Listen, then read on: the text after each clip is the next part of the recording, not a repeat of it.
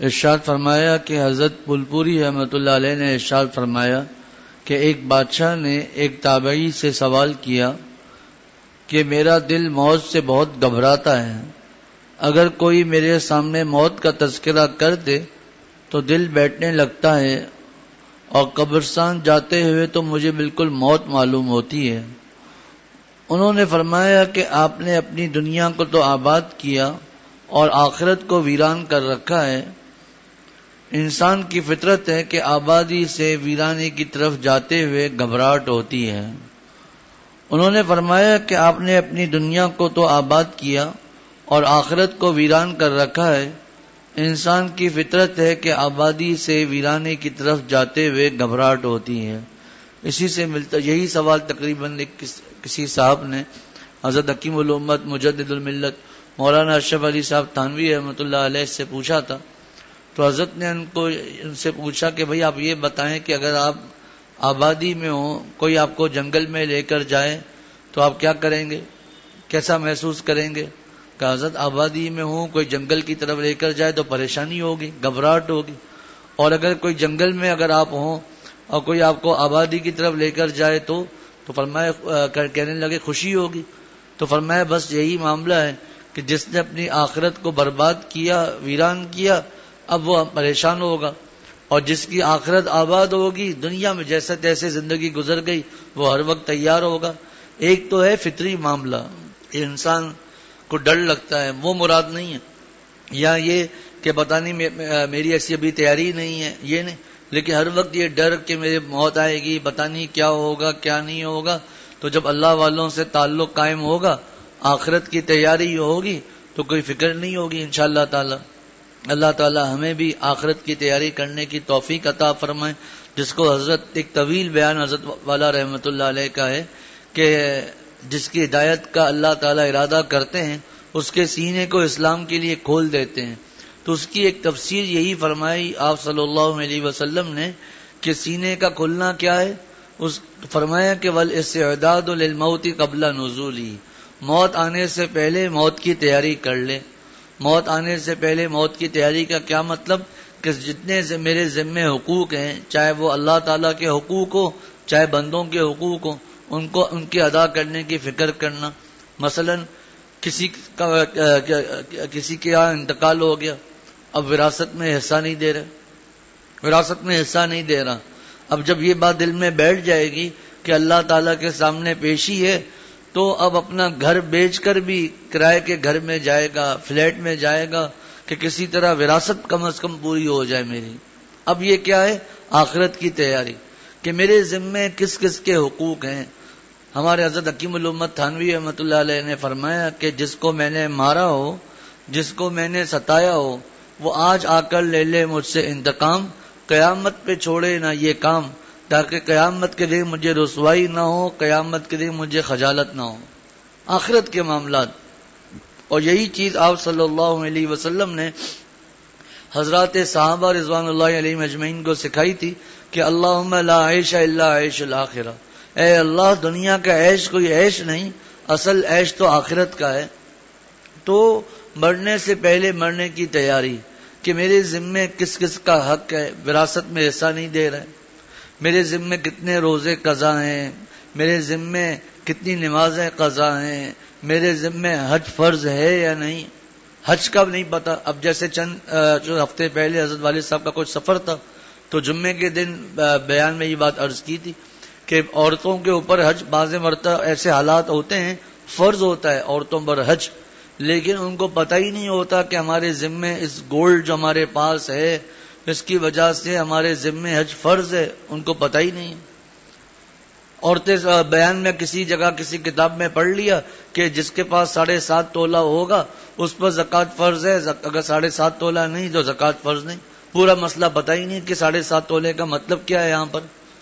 اب وہ مسئلہ پتہ نہیں ہے، اب کتنی، کیونکہ عام مسائل تو نہیں بیان کرتے، اب چونکہ وہ ایک بس کہیں پڑھ لیا اور مسئلہ ہے 7.5 تولے والا، لیکن اس میں کچھ تفاصیل ہیں، کچھ باتیں ہیں، پوچھنا چاہیے کہ میرے پاس اتنا گولڈ ہے، میرے اوپر قربانی ہے یا نہیں، میرے اوپر زکوٰۃ ہے یا نہیں۔ ایک خاتون کا حضرت والد صاحب دامت برکاتہم سے اصلاح کا تعلق، بیعت کا تعلق ہوا، پتہ چلا زکوٰۃ دینے کے بارے میں کہ زکوٰۃ نہ دینا کتنا بڑا گناہ ہے، پھر گولڈ کے معاملات وغیرہ، تو ان خاتون نے ماشاءاللہ 33 برسوں کی زکوٰۃ دی، 33 برسوں کی زکوٰۃ پوری دی ہے الحمدللہ. بیٹے نے ساتھ دیا، دونوں نے مل کر اور زکوٰۃ دے دی، مسئلہ پتہ ہی نہیں ہے. اب یہ ہے کہ مرنے سے پہلے اب یہ سب چیزیں سب کر لی، اب ایک فطری خوف ہے، وہ کوئی منع نہیں ہے. تو حج کے بارے میں خواتین کو مسئلہ پتہ ہی نہیں ہے کہ ہمارے اوپر حج فرض ہو جاتا ہے، کون سی صورتوں میں حج فرض ہے، کون سی صورتوں میں نہیں ہے، پھر حج کے ادا کرنے کے کیا معاملات ہیں. 2-3 معاملات ایسے ہوئے، حتیٰ کہ ایک مولانا کا بھی معاملہ ہوا، ان کی والدہ نے کہا کہ یہ جمعے کے بیان میں بات آئی ہے تو کیا ایسا ہی ہے، تو اور میرے اوپر کیا حج فرض تھا وغیرہ. کہاں مولانا سے دھیان نہیں کیا، انسان ہے، دھیان نہیں کیا، اللہ تعالیٰ معاف فرمائیں گے انشاءاللہ، لیکن مسئلہ تو پتہ ہونا چاہیے. پھر مایوسی نہیں ہے. اب یہ نہیں کہ ہمارے پاس گولڈ تھا، میرے اوپر حج فرض تھا، میں نے حج کیا ہی نہیں، اب بیٹھے رو رہے ہیں، پریشان ہو رہے ہیں، مایوسی کی کیفیت آ گئی.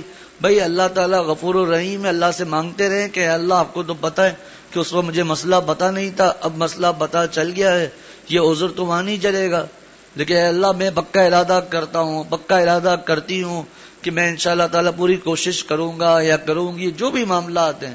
تو کم از کم مسئلہ تو پتہ ہو کہ میرے کیا کیا معاملات ہیں. اب قربانی ہے، جی ہمارے اوپر تو قربانی ہے ہی نہیں، مسئلہ ہی نہیں پوچھتے، اپنی طرف سے مسئلے بنائے ہوئے ہیں کہ جی ہمارے اوپر قربانی نہیں ہے، پوچھتے ہی نہیں ہے کہ ہمارے ذمے قربانی ہے یا نہیں ہے. اب وہ عورتیں سمجھ رہی ہیں کہ ہمارے اوپر قربانی ہے ہی نہیں، وہ قربانی کر ہی نہیں رہی ہیں، برس گزر جاتے ہیں کہ ہمارے اوپر قربانی ہے ہی نہیں. اب جب مسئلہ پتہ چلا جی قربانی تو ہے، زکوٰۃ تو تھی، حج تو فرض تھا، تو یہ سب چیزیں معلوم کرنا.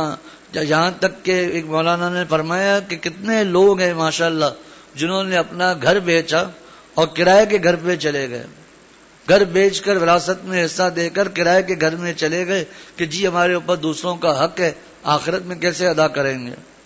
وہاں تو اب نیکیاں ہی ہوگی کہ نیکیاں لے لی جائیں گی ورنہ گناہ ڈالے جائیں گے. اللہ تعالیٰ ہم سب کو اس کی فکر عطا فرمائے. تو فطری کسی کو پریشانی ہوتی ہے وہ معاملات الگ ہیں، لیکن اپنے معاملات کو صحیح رکھنا، معاملات کو ہمیشہ صحیح رکھنا. ارشاد فرمایا کہ اللہ تعالیٰ نے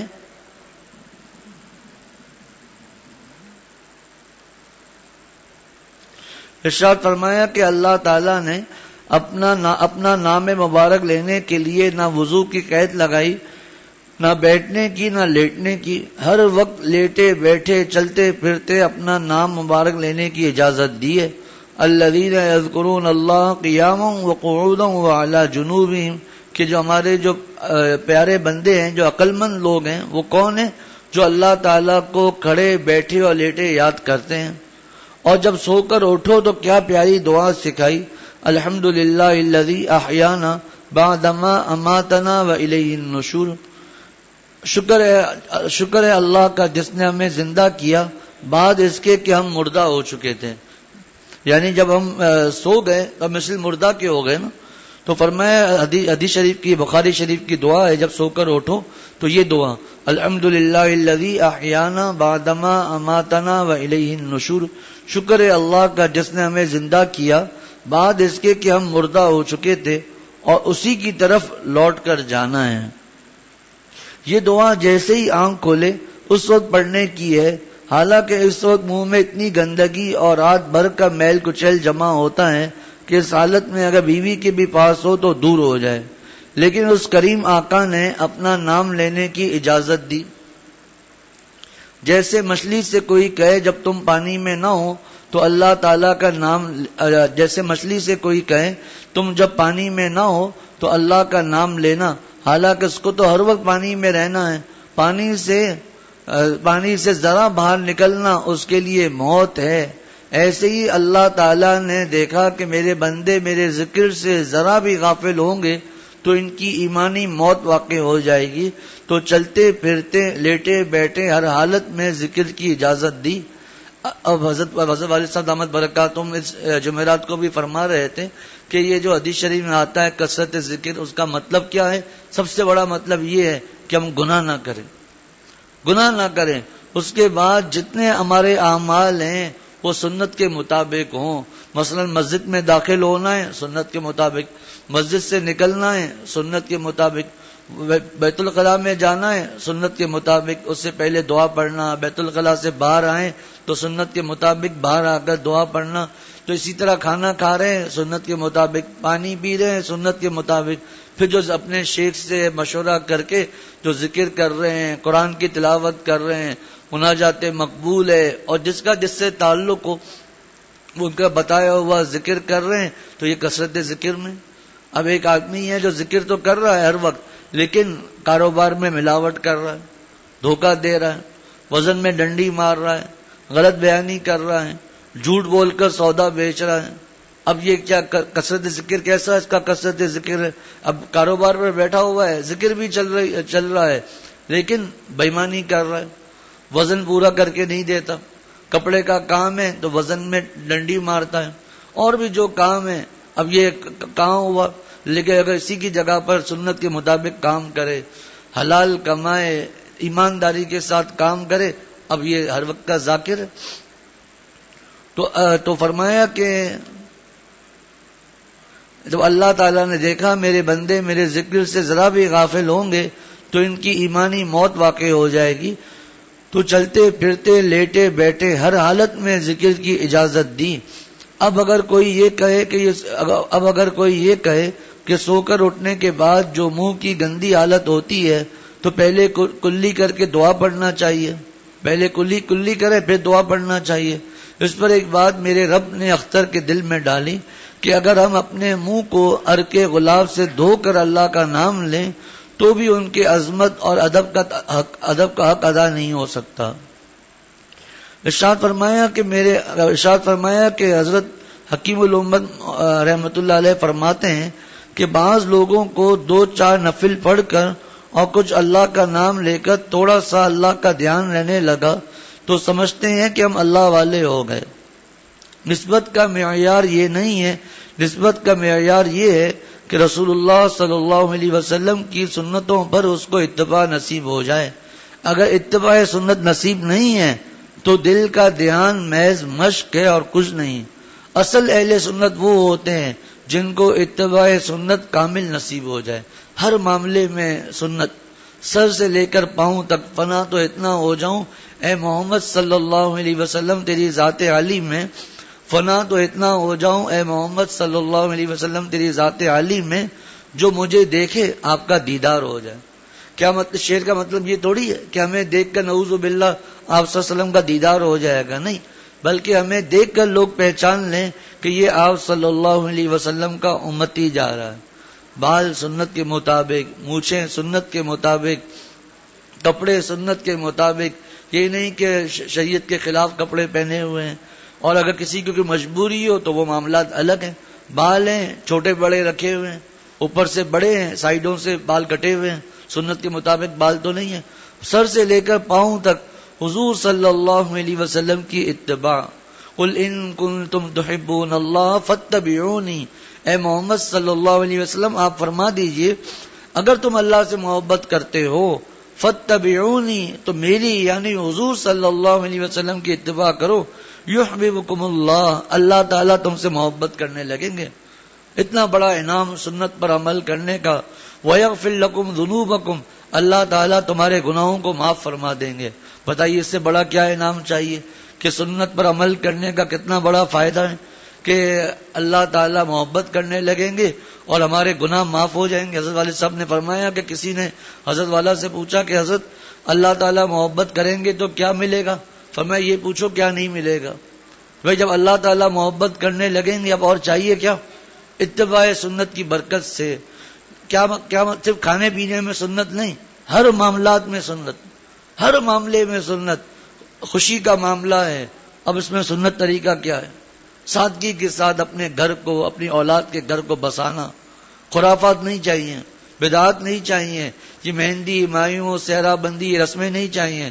ولیمہ بھی سادگی کے مطابق سنت سے. یہ نہیں کہ گنجائش نہیں ہے اب قرضہ لے کر یا سود پر قرضہ لے کر اور ولیمہ کر رہے کہ اگر ہم نہیں کریں گے تو لوگ کیا کہیں گے. کہ پچھلی مرتبہ جب شادی ہوئی بیٹے کی تو بہت بڑے لوگ زیادہ تھے، اب یہ کنجوس ہو گیا ہے، اب جب بیٹے کی شادی ہو رہی ہے کنجوس ہو گیا ہے اور ہے نہیں، بیٹے سے محبت نہیں ہے. عجیب و غریب کے قسم کے جملے. بھائی محبت ہے لیکن اللہ تعالیٰ سے محبت بڑھ کر ہے، سب سے بڑھ کر اللہ تعالیٰ سے محبت ہے. اب ولیمہ تو سنت ہے لیکن وہ سنت پر عمل کر رہے ہیں سود پر قرضہ لے کر، یا اس لیے ولیمہ اس انداز سے کر رہے ہیں کہ جی اگر ہم اتنے لوگوں کو نہیں بلائیں گے تو لوگ کیا کہیں گے. اب جب لوگوں کی بات آ گئی وہ تو غیر اللہ ہو گیا. اسی طرح خدا نہ خواستہ انتقال ہو گیا. اب اس انتقال کے موقع پر آپ صلی اللہ علیہ وسلم کا کیا طریقہ کہ ایسا یہ برسی کر رہے ہیں اور یہ سویم کر رہے ہیں، یہ 40واں کر رہے ہیں اور خلاف سنت کام کر رہے ہیں. انتقال ہو گیا، اب نامحرم بھی چہرہ دیکھ رہے ہیں. تو ہر معاملے میں صرف کھانے پینے نماز میں نہیں، ہر معاملے میں آپ صلی اللہ علیہ وسلم کی سنتوں پر عمل. فرمایا حضرت محی السنہ مولانا شاہ ابراہیم صاحب رحمۃ اللہ علیہ نے کہ سنتوں کی بارش کر دو، بدعات کا کیچڑ خود بخود دل جائے گا انشاءاللہ. یہ بڑا ایک عجیب و غریب مضمون ہے حضرت والا کا. ارشاد فرمایا کہ داڑھی حضور صلی اللہ علیہ وسلم کی سرکاری میونسپلٹی کا باغ ہے. جب سرکاری میونسپلٹی کے باغ سے آپ پھول نہیں توڑ سکتے، جرم ہے، تو داڑھی مڈانا بھی جرم ہے. یہ داڑھی آپ کا مال نہیں ہے، سرکاری میونسپلٹی کا باغ ہے. اللہ تعالیٰ ہم سب کو ہر معاملے میں سنت پر عمل کرنے کی توفیق عطا فرمائے. حضرت والد صاحب دامت برکاتہم کے کئی بیانات اس پر ہوئے ہیں. کتاب بھی انشاءاللہ چھپنے والی ہے سنتوں کے بارے میں، اتباع سنت کے کیا فائدے ہیں قرآن اور حدیث سے، عجیب و غریب ماشاءاللہ. دعا کریں جلد چھپ کے انشاءاللہ کتاب آ جائے. اللہ تعالیٰ ہم سب کو عمل کی توفیق عطا فرمائے. وآخر دعوانا ان الحمدللہ رب العالمین.